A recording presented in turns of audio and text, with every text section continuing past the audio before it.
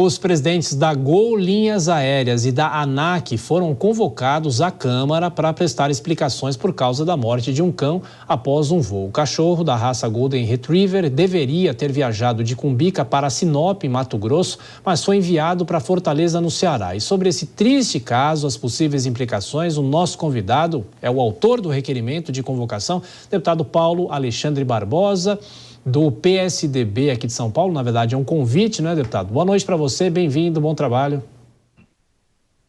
Boa noite, Thiago. Prazer falar com vocês sobre esse tema.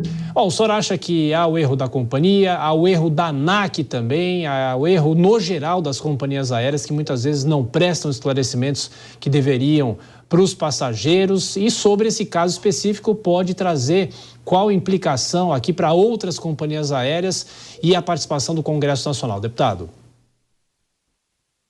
Olha, a morte do cão Joca demonstra a falta de organização, de comprometimento das companhias aéreas com o transporte de animais.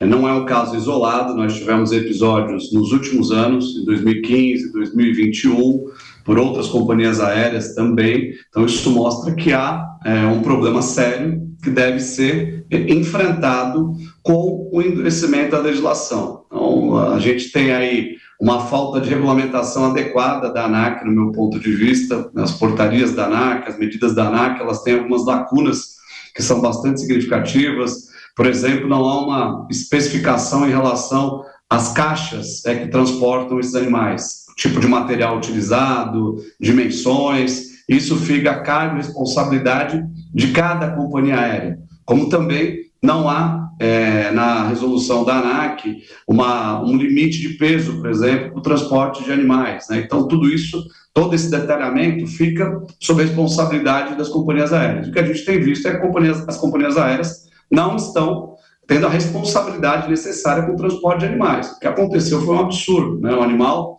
que deveria ir para o Mato Grosso, em Sinop, foi encaminhado para Fortaleza, no Ceará.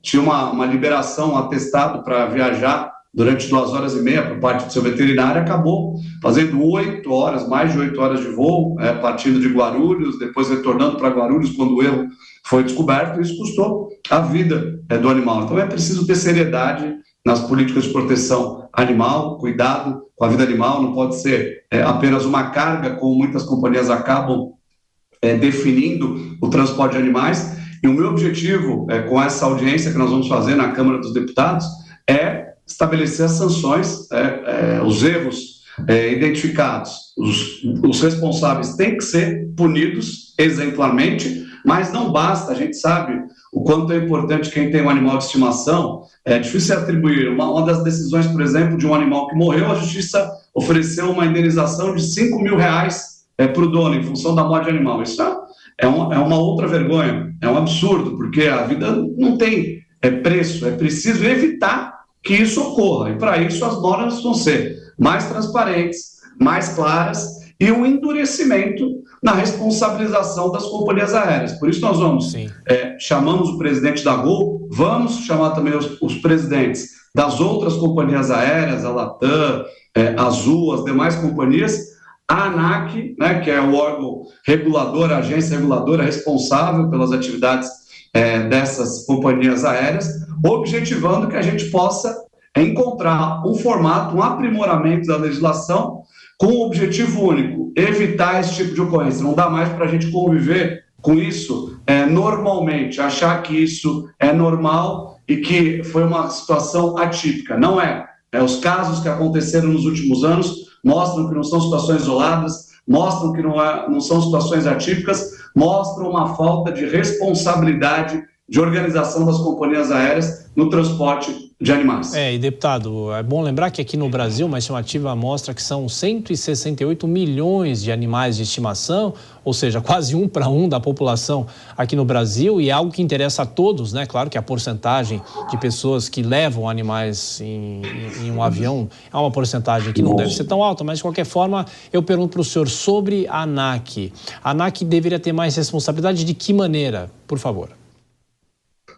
Olha, a resolução da ANAC, ela tem lacunas em relação ao transporte de animais. como eu disse aqui no início, Thiago, cada companhia aérea ela decide qual tipo de material vai usar na caixa de transporte dos cães e dos demais animais, qual o tamanho dessa caixa de transporte.